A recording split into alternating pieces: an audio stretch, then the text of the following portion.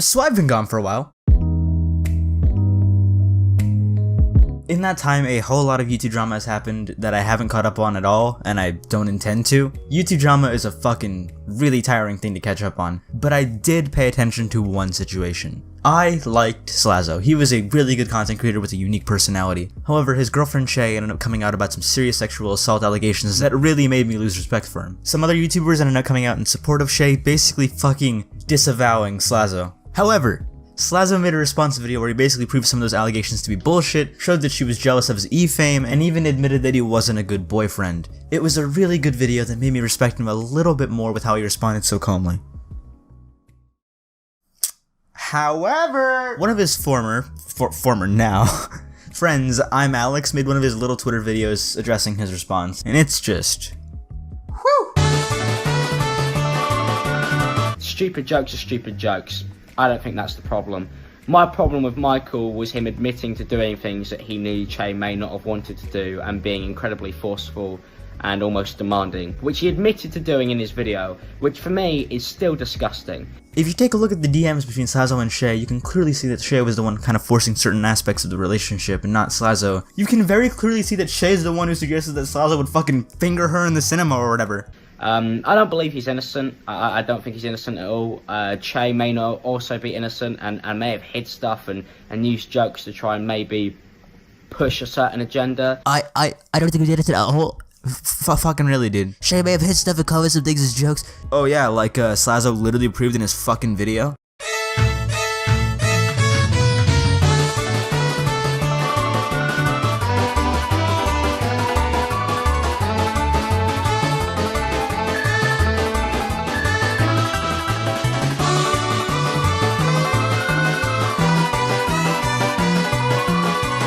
But at the same time, the stuff that Michael admitted to is stuff that makes me not want to be friends with somebody who is capable of doing those things, even the things he admitted to. I really hope he gets help, because nobody should just carry on doing what he did. Alright. Here's a supercut of everything fucking Slazo admitted to in that video. In general, this was a kind of awkward teenage situation. We were both kind of trying to guess what the other wanted and cater to that. And at the time, especially in my friend groups and social circles, online and offline, edgy humor like this was cool. It was funny. Obviously, in hindsight, it's not very funny and it's not appropriate. If you told me that these made her uncomfortable, I would be inclined to believe you. And over the course of this relationship, there are plenty of things that I do regret. There are plenty of things I wish I could take back, and if I could, I would in a heartbeat. You know, I was emotionally unavailable. I didn't give you the support you needed. I was overly focused on certain physical things. I was a controlling asshole, you know? I was a dick, and I'm sorry for that. I really am. It's probably my biggest regret in life, and if I could go back and change it, then I would. And next we have these messages. I understand how bad they look. They look terrible. Just right off the bat, that I would, have, and will never force myself on somebody who doesn't want it. I would never do it. Even the version of myself who sent these messages would never do it. What you see in these really embarrassing messages is me trying to articulate how badly I wanted it at the time. Not very well, I didn't have any filter, and I should have thought about what I said before I said it. It was stupid, it was thoughtless, and I hate that I said it. I hate reading these now. Let me just say, this proves exactly the kind of person that ImAllexx is. Oh, you were in a really shitty relationship when you were 16/17 and clearly show regret over the things you did and have apologized and tried to make up for them? Fuck off, mate, you're cancelled. So from this Twitter video and from this Twitter conversation as a whole, it seems as if he just denied Slazo's response and made it seem as if Shay was the one telling the truth the entire time. You don't have to be friends with Slazo. You don't even have to fucking like him. But at least acknowledge that Shay manipulated everyone to make him look like an abuser and a rapist. So for comparison, here's how Slazo's video is. It was stupid, it was thoughtless, and I hate that I said it. I hate reading these now. And this is how ImAllexx's Twitter video basically made it out to be. And the first thing I see, Ryan, completely naked, charging at me as fast as he can. This video would have ended here and probably would have been part of like a Shower Thoughts Volume 3 or whatever. But it won't, because we have a little bit of commentary from Kingani here. In regards to the Slazo situation, Michael is still guilty for what he did in the past. Whether Shay intentionally or accidentally left some bits out, he had still admitted to it in the video. But people are glossing over it. He gaslighted Shay, which is a form of manipulation. You're really about to tell me that this isn't a fucking form of manipulation, but everything Slazo was doing falls under that umbrella? Fucking really?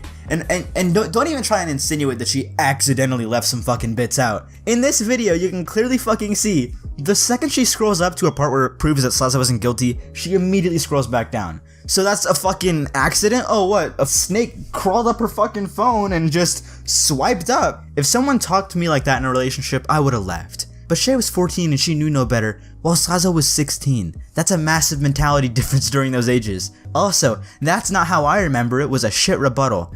At this point, it's he said, she said. There is literal proof! It was Slazo's first relationship, and apparently Shay had been with other people but lied about it. That already is a giant red fucking flag. If 14 and 16 is that massive of a mentality difference, then so is like 16 and 17 to 19. It's clear that Slazo has grown and changed since that relationship with Shay. She barely came out over a year later in a desperate attempt to ruin his career. She seemed ready to go with half the shit Michael was doing, and if she really wasn't, how is Michael supposed to know this if he's not fucking Charles Xavier? The thing that scares me the most though, is that Shay's story might make it harder for genuine abuse victims to speak out. The whole situation, including Slazo's DMs, just made me feel as if she was trying to ruin a career because a relationship ended. I don't get what she wanted to achieve other than that. And considering all of us immediately jumped on Slazo for some false allegations to which we were proven wrong, just shows how easily she would have gotten what she wanted. Before anyone reports and makes a conclusion on shit like this, at least do your homework and hear both sides first. Unless it's memes. But honestly, the way that everyone was just so quick to drop Slazo and still keep him dropped even when he proves his innocence, makes me scared of becoming friendly with anyone in the YouTube community. And I'm 99% sure they didn't even bother to fucking contact Slazo in the first place. What fucking snakes?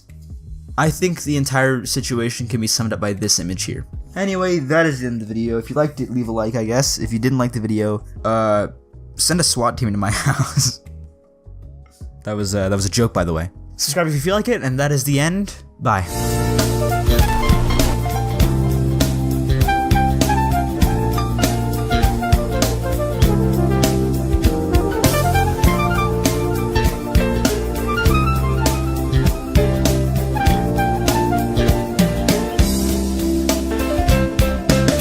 Oh, also this tweet aged really poorly.